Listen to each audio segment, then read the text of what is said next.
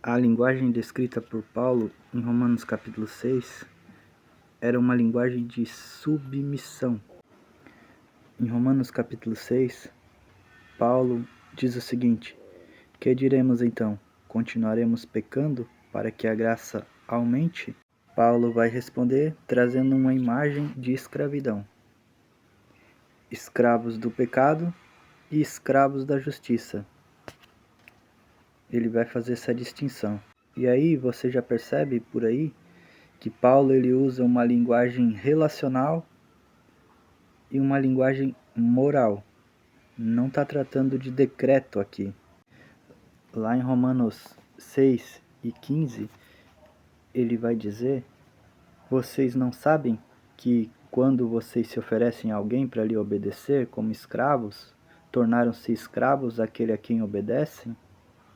Escravos do pecado que leva à morte ou da obediência que leva à justiça? A ideia que Paulo está querendo trazer aqui é bem simples. Não tem nada a ver com um decreto individual aqui. Tem a ver com uma submissão vivida na prática. Paulo não está dizendo aqui que vocês foram programados para fazerem isso. Paulo está dizendo aqui que vocês se oferecem a alguém para obedecer, ou para o pecado, ou para a justiça. Quando Paulo diz que o salário do pecado é a morte, mas o dom gratuito de Deus é a vida eterna, em Cristo Jesus, ele está mantendo o mesmo padrão, uma linguagem de submissão ali.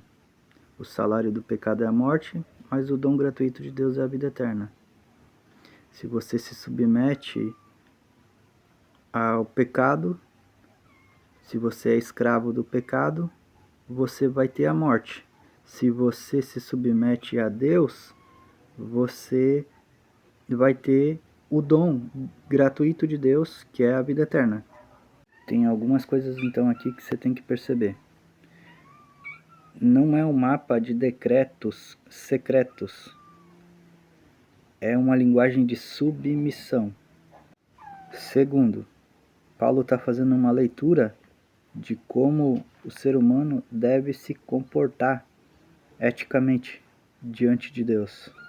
Então, na linguagem de Paulo, ele está usando uma linguagem de submissão. Ele não está tratando aqui de decreto individual.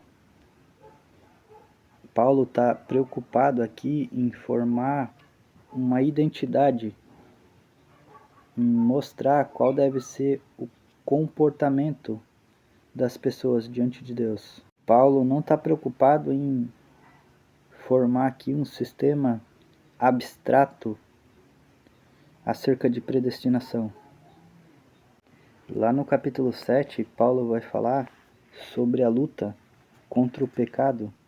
E ele vai dizer, que diremos então? A lei é pecado? De maneira nenhuma. De fato, eu não saberia o que é pecado a não ser por meio da lei.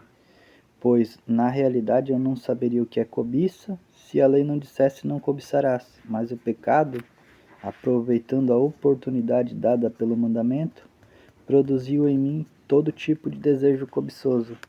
Pois, sem a lei, o pecado está morto.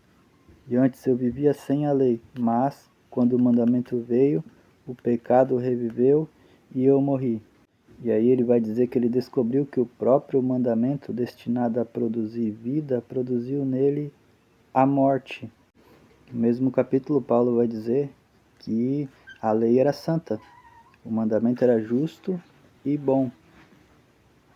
E aí no final do capítulo, Paulo vai dizer, miserável homem que sou, quem me libertará do corpo sujeito a esta morte? Graças a Deus por Jesus Cristo, nosso Senhor, de modo que com a mente eu próprio sou escravo da lei de Deus, mas com a carne escravo da lei do pecado. No capítulo 7, Paulo está mostrando de como dentro dele ele tinha a vontade de fazer o bem, mas existia um conflito entre a carne e a mente, o espírito e a carne. A vontade da carne e a vontade da mente. Paulo está fazendo essa distinção.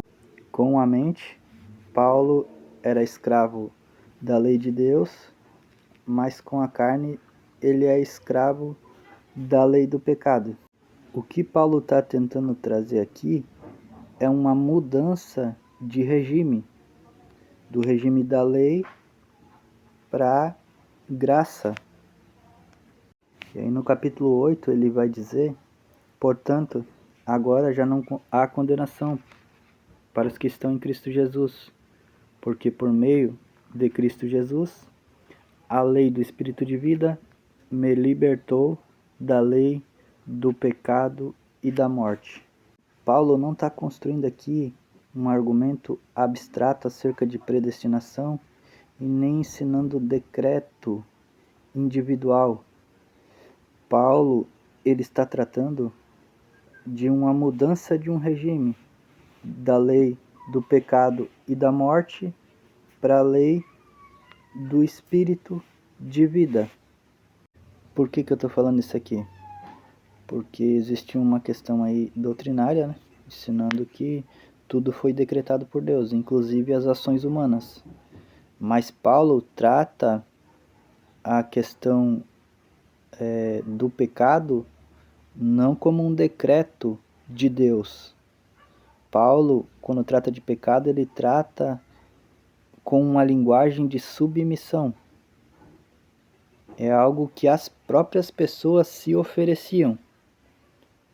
Ou ela se oferecia para obedecer o pecado, ou ela se oferecia para obedecer a Deus. Ou ela era submissa a um, ou ela era submissa a outra.